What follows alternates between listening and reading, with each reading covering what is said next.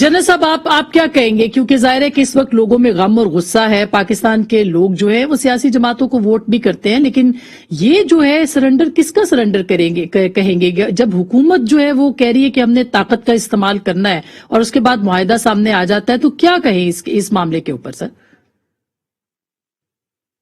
Thank you very much Asma. मैं समझता हूं कि हमें इसके एक तो बैकग्राउंड को देखना पड़ेगा और दूसरा अपनी जो सियासी तारीख है इस मुल्क की उसको भी देखना पड़ेगा। आपने एक बात की जिसका जवाब देना शायद खोखर साहब ने बेहतर नहीं समझा।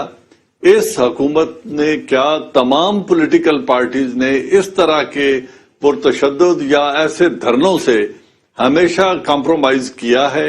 पॉलिटिकल एक्सपीडियंसी के तौर पर मुआहदे किए हैं, उन पर बाद में अमल दरामद नहीं होता, जिसकी वजह से ये इश्यूज दोबारा बार बार सर उठाते रहते हैं।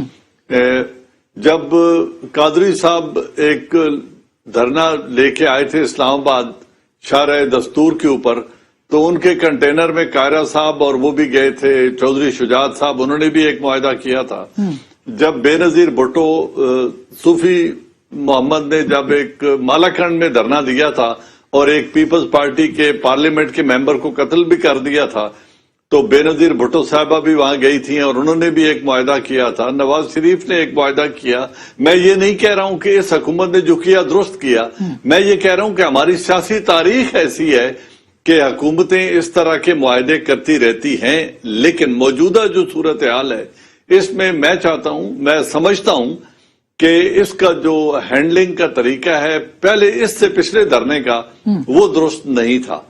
सियासी जमातों के ऊपर पाबंदियां लगानी, पहली बात है इस जमात को हक पहुंचता है कि ये भी अपनी एक सियासी जमात बनाए, जिस तरह बाकी मजहबी जमातों ने या मजहबी लोगों ने अपनी सियासी जमातें बनाई हुई हैं, उसमें तो आइन कोई पाबंदी नहीं लगाता।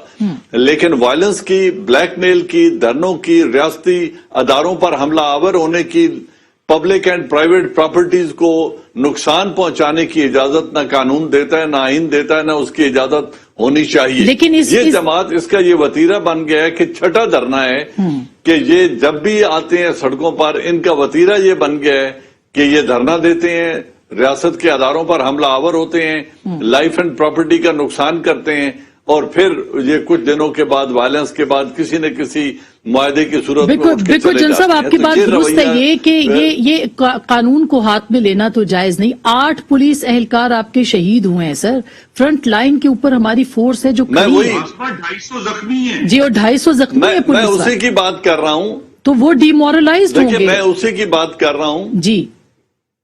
देखिए, डिमोरलाइज होना एक बात है, लेकिन आप देखें ना कि हुकूमत ने किया क्या।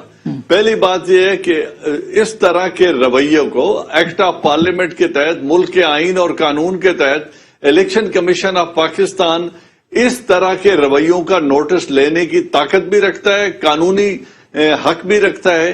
और अगर कोई सियासी पार्टी इस तरह की वायलेंट एहतजाज करती है तो उसके खिलाफ एक्शन उनको लेना चाहिए था, जो अभी तक ख्वाब खरगोश में सर उसमें हमारी इलेक्शन कमीशन से बात हुई है। सर इलेक्शन कमीशन से हमने बात की, इस पे पूछा भी, उनका ये कहना है कि हुकूमत रेफरेंस की सूरत ये भेजती है कानून के तहत और उस पे एक्ट करता है इलेक्शन कमीशन। सो हुकूमत का फॉल्ट है कि उसने अभी तक राब्ता नहीं किया।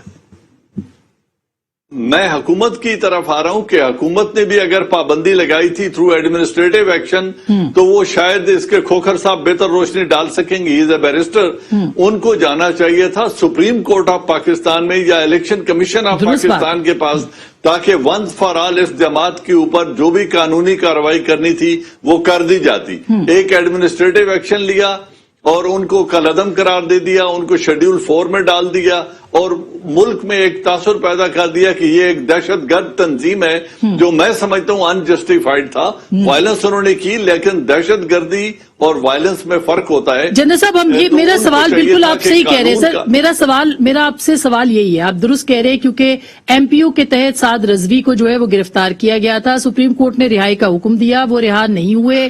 क्यों रिहा नहीं हुए, क्यों उनको अंदर बंद किया गया? अगर वो उनको एक आजाद शहरी के तौर पर काम करने दिया जाए, वो गलत कर रहे होंगे, हमें बहुत सारी चीजों के ऊपर एतराज है उनके, लेकिन हुकूमत ने आपके ख्याल में इसको मिस हैंडल नहीं किया, इसको इस्तेमाल नहीं किया इस सिचुएशन को? यकीनन मैं उसी चीज को पॉइंट आउट कर रहा हूं कि हुकूमत की मिस हैंडलिंग की वजह से उन्हें दोबारा सड़कों पे आना पड़ा, क्योंकि कानून का रास्ता इख्तियार नहीं किया गया।